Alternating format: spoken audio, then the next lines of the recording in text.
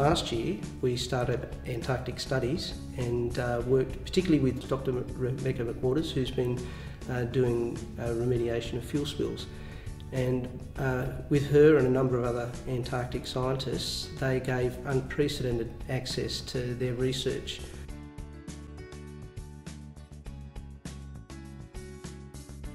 This project is a collaboration between myself as a professional researcher and my work in Antarctica. Work with the scientists, like every second lesson we would go down there on the bus and like talk to them, and like they'd give us tours and stuff, and it was just so much better than normal classes. And whenever I saw it on my timetable, I was looking forward to going to the class. A group of grade 9 and 10 students who are studying Antarctic science, and they are following my project closely. Both when I work in Hobart as well as when I'm down on the ice at Casey Station. They were researching things like marine biology and the way that the animals are getting affected by human impact, and the way that the continent's also being affected by the impact of human activity. It's really inspired my class, and the students got to see, real scientists with a passion for their work and a real a love for something that was making a difference. They really helped you and showed you what they were doing and how they were doing it. They just love their job so much, and they're just so precise about everything.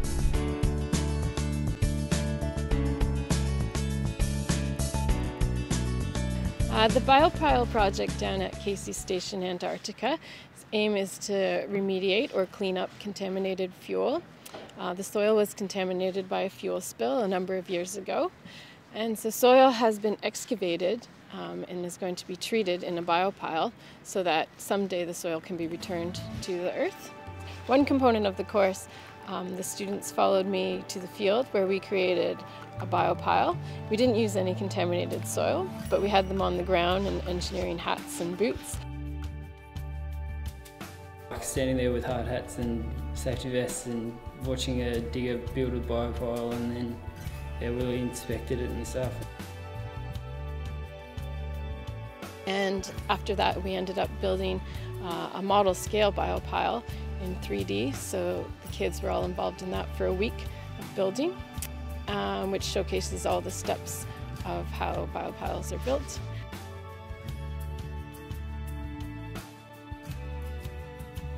Well, we just had a video link up with Dr. Rebecca McWaters in the AAD, Antarctic Division, behind us, and that went for about 20 minutes.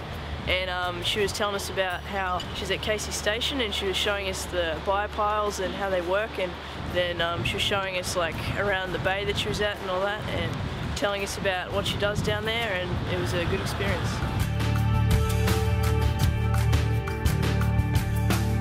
One of the great values of a trip like this is that you get the Australians and the New Zealanders, who both have very strong Antarctic cultures, and for the students from those two cultures to come together, have a chance to mix, to exchange views, and in the long run, the friendships last for years and years and years. They're very, very great value.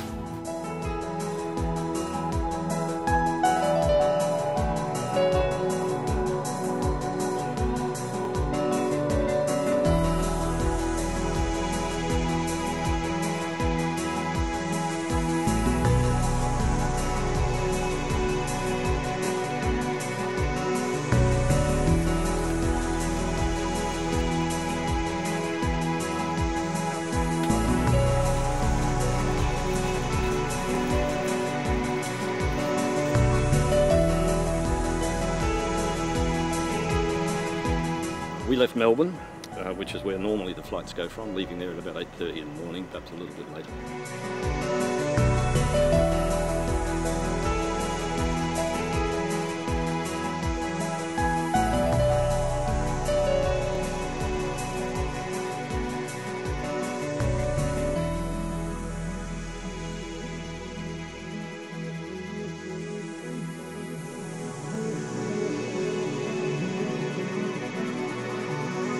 Lots of icebergs.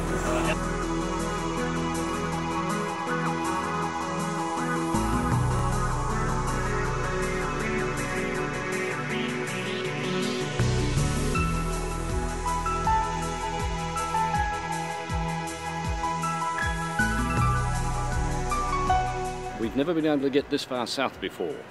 Normally about as far south as we get is Terranova Bay, where the Italian station of Mario Zucchelli is, and occasionally in the distance we've been able to see Mount Erebus from a distance of 80 or 100 miles, whatever it is.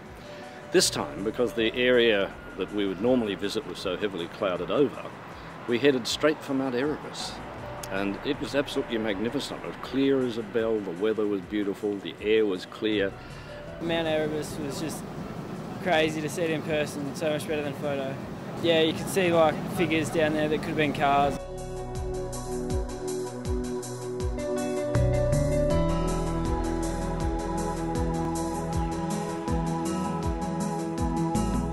It was fantastic, very exciting. Yeah, it was really cool, like it's so much better than seeing pictures. Really brought everything together we'd been studying. Guess it'd be really, really good to go there. It'd be really, really fun to go there and get to see it and touch it and feel it.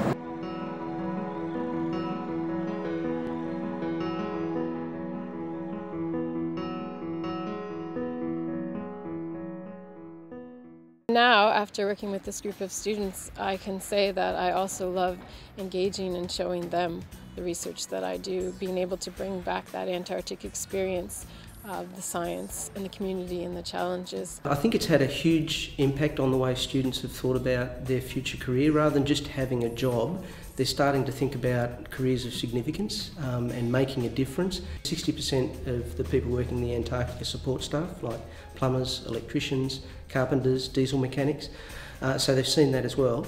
And their eyes have been opened up to the possibilities. I originally wanted to work for the family, like family business, but I'm starting to think maybe I can work down, like on vehicles down at the Antarctic and stuff. Originally I was just planning to be a tradie, like builder or whatever. And then after meeting with the scientists and seeing how much they love their jobs and stuff, I've really changed my mind, and I know that I'm going to uni to study and get a degree in some sort of science. It has completely changed their attitude to their learning. They just suddenly think, oh, this can be relevant, this can be exciting and interesting. And I've just seen a huge change. I love that I have been perhaps able to inspire them to think about their futures, to think about the contributions they want to make to the world, to think about what careers they want to pursue.